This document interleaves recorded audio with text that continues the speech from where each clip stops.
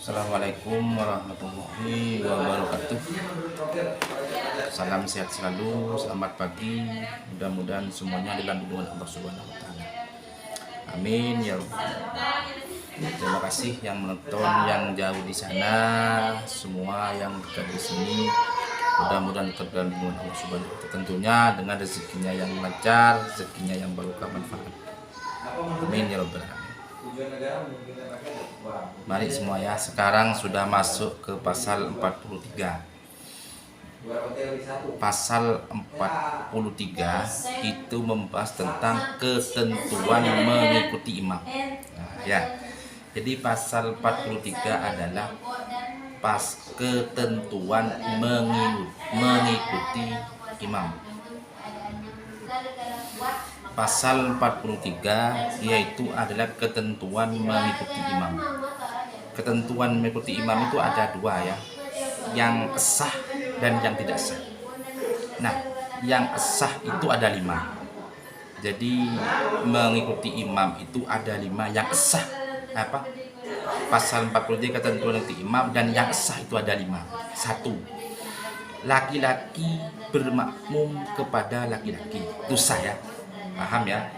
Jadi laki-laki bermakmum kepada laki-laki, artinya orang laki imamnya laki-laki, itu sah ya. Nomor 2, perempuan bermakmum kepada laki-laki, sah juga, boleh, sah ya. Makanya kalau kita istri bermakmum kepada suami boleh. Makanya kita harus bisa istiqomah suami dan istri untuk melakukan sholat berjamaah, karena memang selain pahalanya besar 27 derajat dan juga hikmah-hikmah sholat berjamaah itu luar biasa. Nanti akan kami jelaskan di pasal jamaah. Dan suami istri yang biasa sholat berjamaah dengan istiqomah, rezekinya pun lancar, hidupnya pun tentram bahagia, jarang bertengkar, hidupnya senang lebih, apalagi diiringi dengan tepat waktu. Jadi ketika sholat dengan tepat waktu, bisa berjamaah lagi suami dan istri, maka cintanya ketika dibawa bersama-sama bersujud kepada Allah, itu akan membuat cinta yang betul-betul abadi. Dan kalau memang capek, marah semuanya, ketika dibuat wudu bareng dan berjamaah bersama, itu bedanya, rasanya berbeda. Terus nomor 3 adalah waria bermakmum kepada laki-laki, itu sah ya. Waria itu ya tidak laki-laki tidak perempuan, itu waria.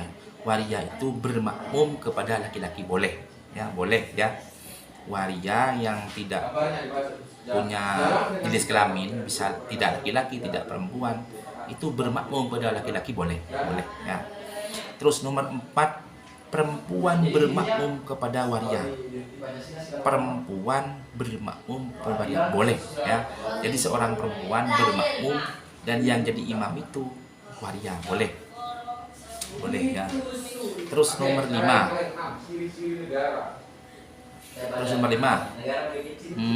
perempuan bermakmum kepada perempuan, itu boleh ya. Jadi perempuan bermakmum kepada perempuan itu boleh. Jadi itu yang sah ada 5, itu ketentuan makmum kepada imam yang sah. Nah ya. Dan sekarang yang tidak sah. Nah, yang tidak sah itu ada 4 ya. Yang barusan yang 5 itu yang sahnya itu ada 5. Sekarang yang tidak sah itu ada 4. 1, laki-laki bermakmum kepada perempuan. Nah ya, jadi di mana-mana dengan siapa, dengan kondisi yang bagaimana, ketika laki-laki bermakmum kepada perempuan tidak boleh. Laki-laki bermakmum, jadi yang jadi imam itu perempuan. Mungkin karena saking cintanya kepada istrinya, mungkin istrinya pinter, agamanya bagus, disuruh jadi imam tidak boleh. Jadi perempuan tetap di belakang, tetap menjadi makmum ya. Jadi perempuan tapi di makmum. Jadi perempuan itu juga tetap harus ada di bawah, yang di atas itu laki-laki. Ar-rijalu qawwamuna 'alal nisa. Jadi seorang laki-laki itu pemimpin bagi seorang perempuan. 2, laki-laki bermakmum kepada waria, tidak boleh ya. Jadi seorang laki-laki bermakmum kepada waria, tidak boleh ya. Jadi yang laki-laki makmumnya, yang imamnya waria tidak boleh. Ini bisa diperhatikan kepada dusun-dusun atau desa-desa yang memang banyak waria.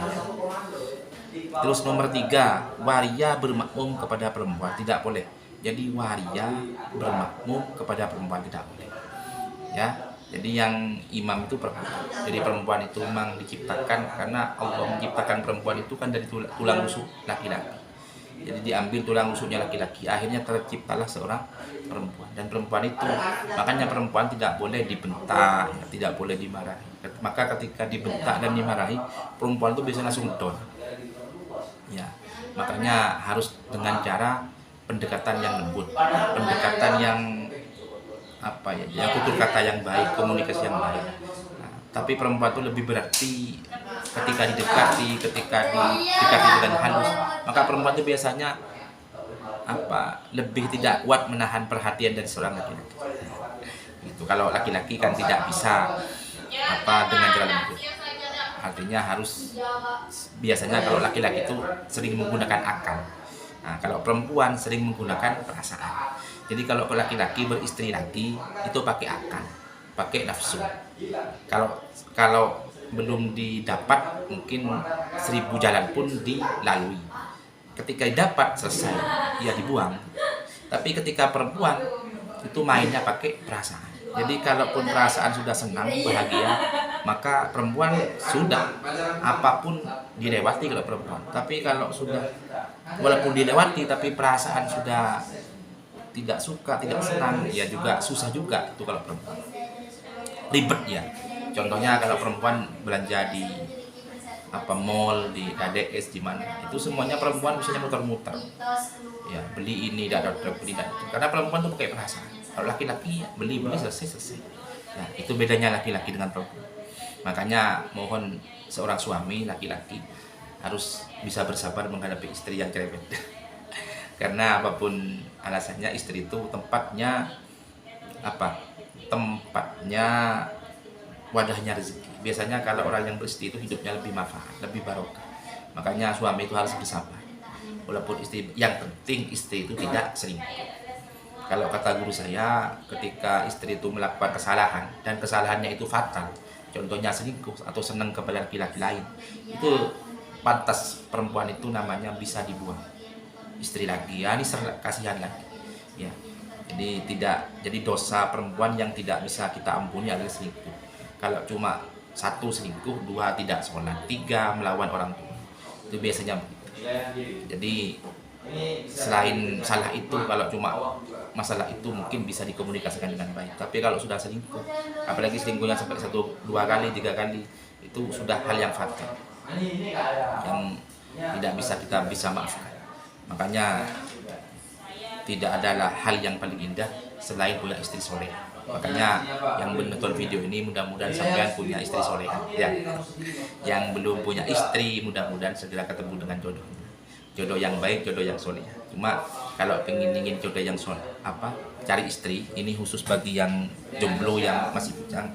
Jangan lupa cari istri punya 4 kriteria itu. Ada kriteria agama, karena agamanya, karena kecantikannya, karena hartanya, karena keturunannya.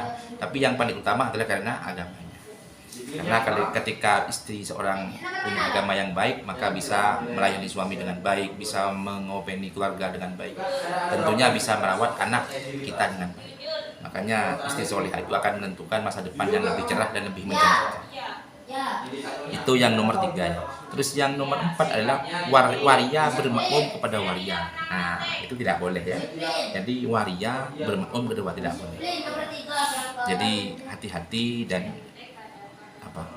kepada perempuan kepada waria. Bisa saling memberitahu lah, pokoknya karena banyak di luar sana ya yang tidak kebagian ilmu agama, yang jauh dari agama. Mungkin video ini bisa bermanfaat kepada yang membutuhkan.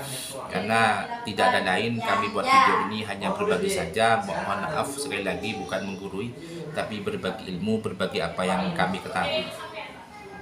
Terima kasih, mudah-mudahan manfaat, mudah-mudahan berkah. Kami akhiri Assalamualaikum warahmatullahi wabarakatuh.